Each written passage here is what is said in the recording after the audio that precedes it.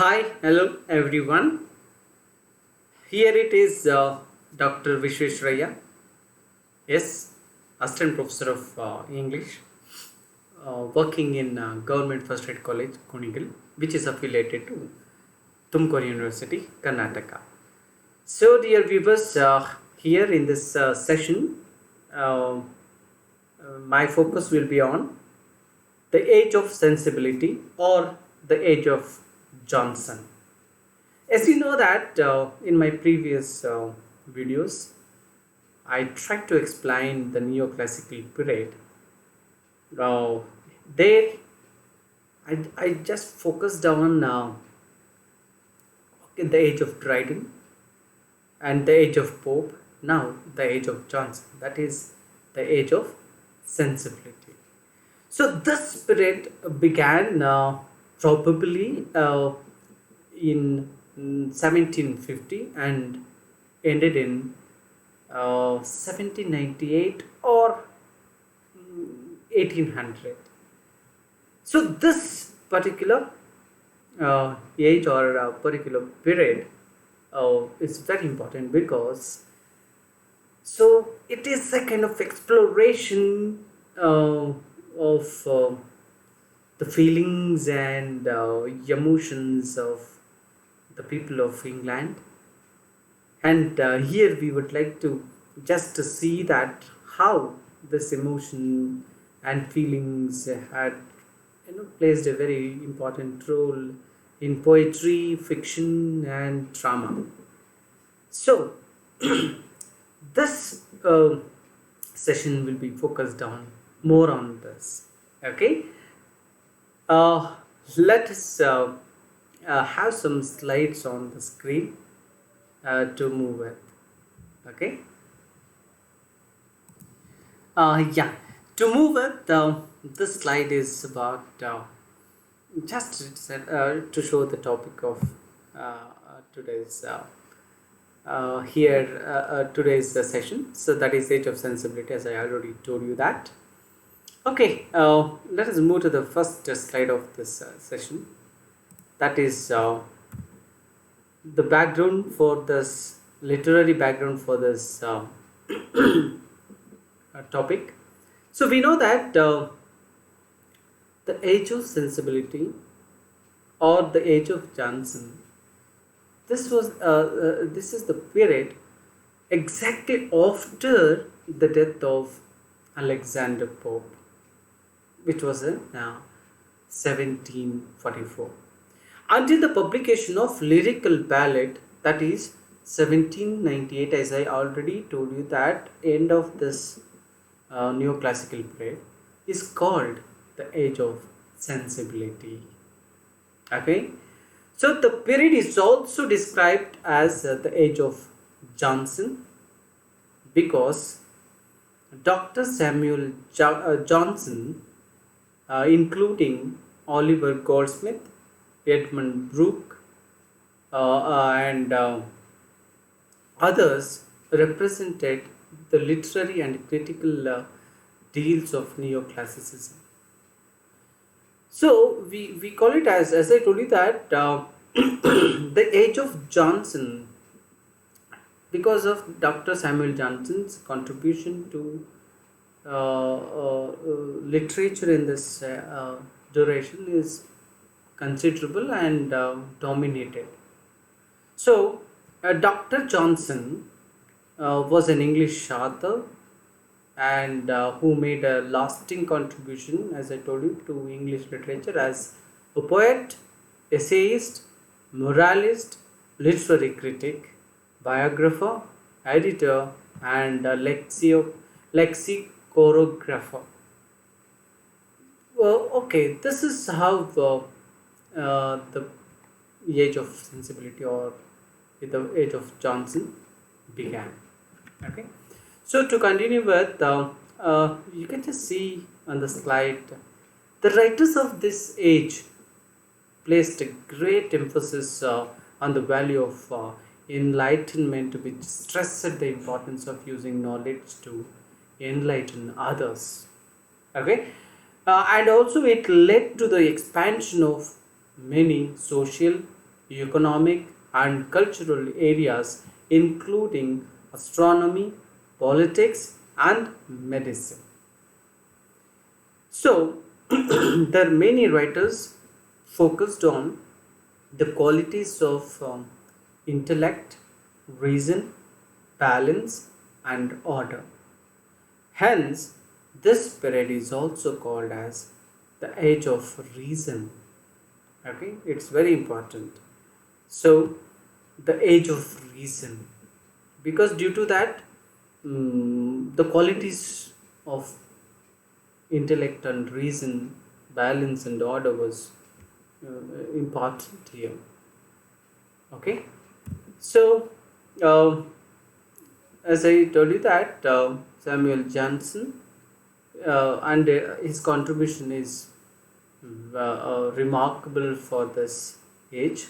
So let us look at Dr. Samuel Johnson's contribution. Very importantly, a dictionary of English language. So, a group of London booksellers commissioned Samuel Johnson to compile a set of rules governing the English language. So, the first time this task was taken by Johnson. Okay. After 9 years and the help of 6 assistants, the first edition of a dictionary of the English language was published in 1755. I repeat this, a dictionary of the English language was published in 1755 with very much hard work. Because it is said that here 9 years it took to complete, along with 6 assistants to the Johnson. To Johnson's help. Right. So to move ahead or to know more about this dictionary, each word of this dictionary was defined in detail with the descriptions of their various uses and numerous literary quotes as illustrations. It was a very hazardous task. It's not easy to go with. Okay, so much task was taken by Samuel Johnson to complete this. Okay, so to move with this dictionary was the first dictionary of its kind and containing 40,000 words and nearly 1,14,000 quotes packed together with Johnson's personal touch. Okay, look at that here. It was personal touch, means Johnson was personally sit and compiled this quotes, and the definitions were full of wit and depth of thought, supported by passages from beloved poets and philosophers. Johnson's choice of structure and format has certainly shaped future English dictionaries and lexicons, and the role they play in language development. It had a far-reaching effect on modern English and has been described as one of the greatest single achievements of scholarship. Okay, so always it is the first is difficult, because the first dictionary and for its kind, it was very highlighted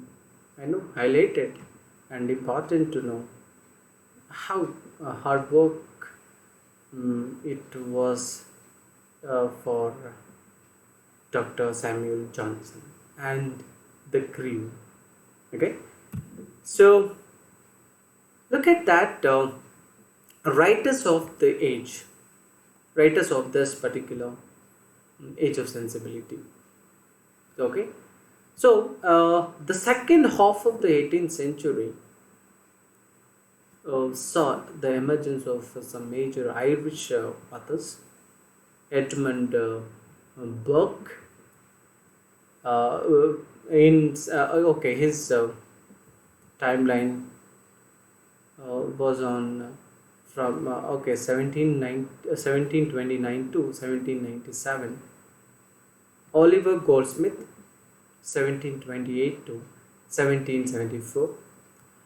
And one more importantly to know that Richard Brinsley Sheridan, 1751 to 1816. Next, Lawrence Stern, 1713 to 1768. Edmund Burke was notable for his philosophical inquiry into the origins of our ideas on the sublime and beautiful. Okay, Goldsmith wrote a novel, The Vicar of Wakefield, in 1766, a pastoral poem, The Deserted Village, in 1770, and two plays, The Good-Natured Man, in 1768, and She Stoops to Conquer was in 1773. So this later was a huge success, and it is still regularly revived. Sheridan's first play. Okay, to move at this, to end up, or if you want to wind up this by concluding, that is that the age of sensibility, a very remarkable age, because the works that focus more directly on antique classical features of old ballads and new bardic poetry. These writers began to embrace new forms of literary expression, formerly avoided by writers of the age of Johnson, such as medieval history and folk literature. Okay, classic prose fiction examples from the age of sensibility include Lawrence Stern's Tristan Shandy. Okay, Tristan Shandy was in 1759, and Henry Mackenzie's The Man of Feeling was in 1771. Okay, here the poetries of William Collins, William Cowper, Thomas Gray, and Christopher Smart are also attributed to the age of sensibility. So, by this way, we can just say that age of sensibility explored many things, because immediately after this, we see that Romanticism began. Means publication of lyrical ballads of William Wordsworth and St. Coleridge began their journey or Romanticism. That's why it is this age is a transition kind of age we can consider. Okay, so with this I can say that how this age of sensibility play a very important role in the history of English literature. So sensibility itself shows us that emotions and feelings of the writers or the writings in the society made it to because so until then poetries of neoclassical is considered that a new way of looking at the classics. uh, it was carried out. Okay. Sorry. So this is how the age of sensibility, with the age of sensibility and mm, age of Johnson, the complete or a neoclassical period ends here. So to conclude with the neoclassicism or the neoclassical era, which was started with the age of Dryden or the Restoration, and after immediately it was again a age of Pope, or we can say that the Augustine age, and again now. So at the end of the 18th century, we just see that how the age of sensibility or the age of Johnson, with Samuel Johnson's contribution was more, so that it was considered as the age of Johnson. So sorry, totally the complete neoclassical era ends up in 18th century. End of the 18th century. So after that, Romanticism began and continues with that. Okay. So I hope that this helps you to just look at the age of sensibility and how the age of sensibility made its turn in English literature. Okay.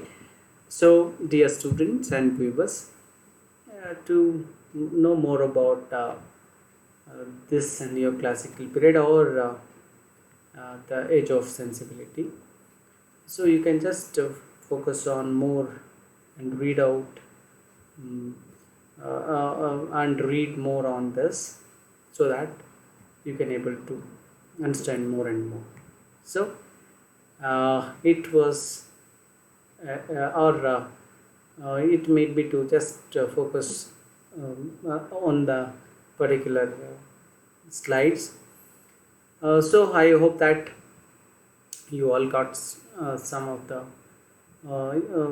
introduction or some of the information out of this video. Okay.